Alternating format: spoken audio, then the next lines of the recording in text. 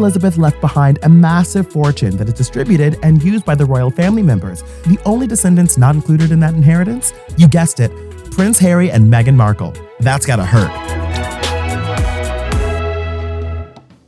Number 1. The Monarchy PLC.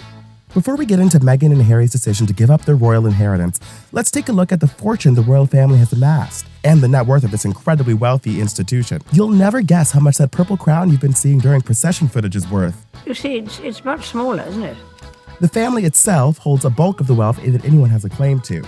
According to Forbes, the Monarchy PLC, also known as the firm, is estimated to hold nearly $28 billion in various assets. Not bad. Some of these assets include Buckingham Palace, Kensington Palace, and the Crown Estate. Forbes also reported that the Crown Estate manages $19.5 billion in assets. The Buckingham Palace is worth $49 billion. Of course, it doesn't really belong to the royal family, but to the British government. Still, the family makes out okay with an estimated $100 million annual subsidy from taxpayers. The Duchy of Cornwall is another major asset for the royal family, and it's a vast property valued at $1.2 billion. There's another centuries-old estate called the Duchy of Lancaster that is valued at $942.05 million. And the profits from this estate go to the reigning monarch. The last major source of wealth that is associated with the royal family is the brand itself. The royal family as a brand generates $2.03 billion in economic activity for Britain through global tourism, which enhances the value of the merchandise that dons a royal warrant. Number 2. The Queen. When the Queen passed away, a lot of people were asking, what will happen to her money? Normally, the amount being discussed isn't $500 million, which is the amount of Queen Elizabeth's personal fortune, according to Forbes. Britain's Sunday Times placed it closer to $430 million, and some experts on the subject of the Queen's finances, like David McClure and his 2020 book, The Queen's True Worth, estimated it to be around $468 million. Regardless, having a personal net worth ranging from $430 to $500 million will cause quite a ruckus during the reading of the will. Her personal wealth is shrouded in mystery, but we can safely say that most of it derives from jewelry, art, investment holdings, and a strong real estate portfolio that includes Balmoral Castle in Scotland and Sandringham House in England. So there are some disadvantages to crowns, but otherwise they're quite important things. The late Queen also has a plethora of jewelry, both in her personal collection and a collection owned by the monarch. You may have heard the crown jewels mentioned from time to time, and that just means any jewelry that is owned by the crown and is immediately passed down to the next heir. Most of the jewelry has never been insured, so therefore it has never been officially appraised.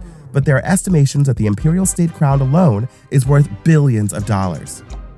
Number 3. Prince William.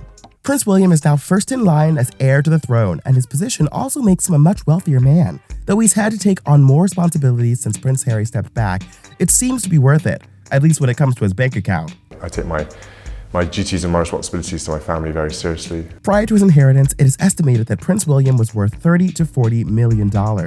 He received $10 million from Princess Diana's estate on his 30th birthday and was previously a full-time helicopter pilot in the Royal Air Force, which earned him an annual salary of $62,000, which he reportedly donated to charity. At the bare minimum, Prince William has almost doubled his net worth since the Duchy of Cornwall brings in between $20 and $30 million per year. As far as we're concerned, within our sort of family unit, we are a normal family, you know. Of course, that comes with a lot of weight on his shoulders, as Prince William and his family will have to not only keep up with royal duties, but maintain the public's approval of the crown so the monarchy can live on in future generations. But no pressure.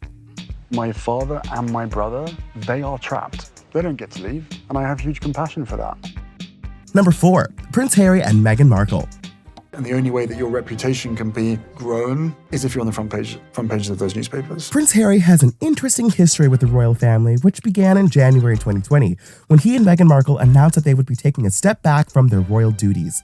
Since then, they have been living off of his share of the inheritance that he and William received from Princess Diana, which for Harry amounted to around $13 million. Other than that, they declared that they want to be financially independent and earn their own income. The couple's recent 6-part Netflix documentary went into great detail about the reasons for separating from the monarchy and the royal family. In order for change to happen, sometimes a lot of pain has to come to the surface.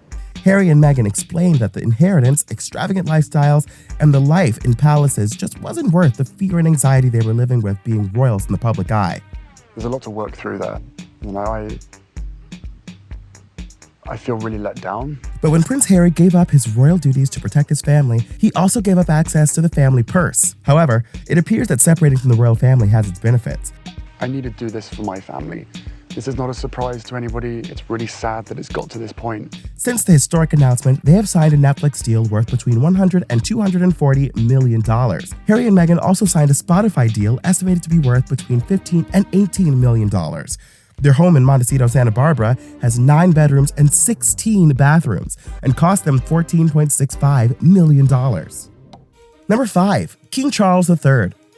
King Charles III was formerly the longest-serving heir to the throne and is now stepping into his role as king, which comes with a massive inheritance. Fortunately for the new king, he will not pay any inheritance tax on any of the assets he may acquire from the Queen due to a 1993 agreement with the government. To give you an idea of how much money that will save King Charles III, other people in Britain are hit with a 40% tax on any inheritance over $380,000. Prior to inheriting substantial wealth, Charles wasn't doing too badly on his own. The Duchy of Cornwall that we previously mentioned earned him around $27 million just this year, and now Prince William is going to inherit it due to Charles' recent promotion. Charles is an environmental enthusiast, and while he was Prince of Wales, he founded several ventures to protect the environment and to promote organic farming. He owned the largest organic food brand in the UK, as well as a nature retreat and craft center in Transylvania that operated as a bed and breakfast. Prince William will also be inheriting those ventures. Number 6. Restrictions.